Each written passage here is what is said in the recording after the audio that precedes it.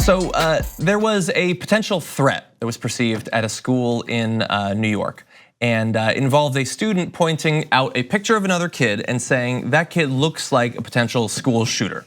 And so this threat was investigated, and it turned out that there was something going on, but it was not the person whose picture was pointed out. It was the person accusing someone of being a potential school shooter, because it turned out that that person was affiliated with a group of 3 other men, and together they had been plotting to bomb and shoot up a Muslim community called Islamburg in upstate New York, about 3 hours away from New York City. So it was that 16-year-old originally. So these are young people, some of them slightly older, a few years, one 16. So he and 3 young adults stockpiled 23 firearms, including rifles and shotguns, and 3 homemade bombs that appeared to be filled with black powder and nails as part of a plan to target the secluded Muslim enclave of Islamburg. The men were tracked down, they were arrested, charged with criminal possession of a weapon and conspiracy. Although at least at present, no federal terrorism charges have been filed, despite the fact that they were planning to go together to track down a group of people and murder them en masse. So they'd apparently been planning this attack for about a month. They communicated on Discord, a group chat app created for video gamers that later became popular among far-right activists. Discord is a service that I use frequently for communicating about video games, but apparently it's just a voice and text and video chat thing. You can use it for whatever you want, including a lot of subversive or violent things like this.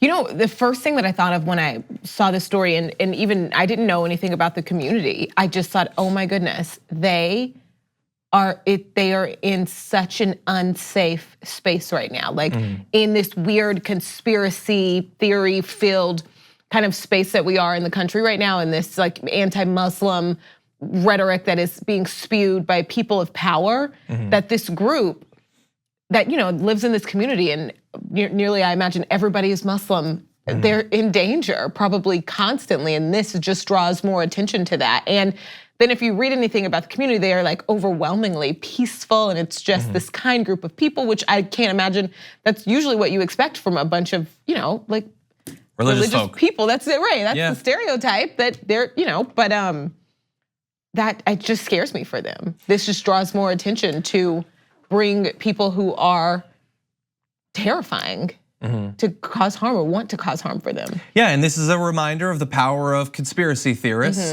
where this sort of community and communities like it in New York and surrounding states have been described as terrorist training centers. It's off in the woods, it's remote, it's suspicious. For some reason, white militias off in the woods aren't suspicious in the same way, but people spread conspiracy theories about this in other communities, and they are the targets of threats of violence and violence. So you have this, which was thankfully foiled, but back in 2015, another attempted attack, a man from Tennessee, Robert Dogger, was arrested and charged with plotting an attack on the same community. Prosecutors said that he planned to recruit a militia to shoot Islamburg residents and blow up the mosque there. He was convicted and sentenced to nearly 20 years in prison back in 2017. So in this community, every couple of years maybe, you gotta worry about this sort of thing. Is it impossible to think that someone else could do this? And so I bring up the story because it seems like it should be a bigger story than it is. Another instance of right-wing political terrorism. By the way, somewhat related, I just happened to notice this while I was searching for more details on this story. Early this week on Tuesday, the Denver Post reported that police and FBI agents in Utah had arrested 27-year-old Christopher Wayne Cleary of Denver, Colorado for threatening to kill, quote, as many girls as I see. According to a probable cause statement, he was a virginity, he said his virginity was a motive for plotting to carry out the attack. There's a quote from him saying, I'm 27 years old and I've never had a girlfriend before and I'm still a virgin. This is why I'm planning on shooting up a public place soon. I'm ready to die and all the girls that turn me down is going to make it right by killing as many girls as I see. So these sorts of things we've had, I guess we've had the shutdown, we had the holiday season, all that. We haven't been thinking about this sort of domestic terror, but I mean, it wasn't that many months ago that a guy was sending pipe bombs all around the country, and this is just a part of American society now that generally gets ignored. The ADL, they put out a report saying that back in, I think it was 2018, all the domestic terror that was accomplished and planned was right wing. But that's not the sort of message that you get when you actually watch the news. We're gonna have Mark Pitcavage of the ADL on the show on Monday to break down that report and some of the instances. But this is a huge thing that we just sort of either accept or completely ignore, it seems like, yeah. Yeah, I mean, that's, I feel bad for those people in that community because we may even be able to have 1 or 2 days where we don't think about it or we forget about it. I imagine every single day. They can't.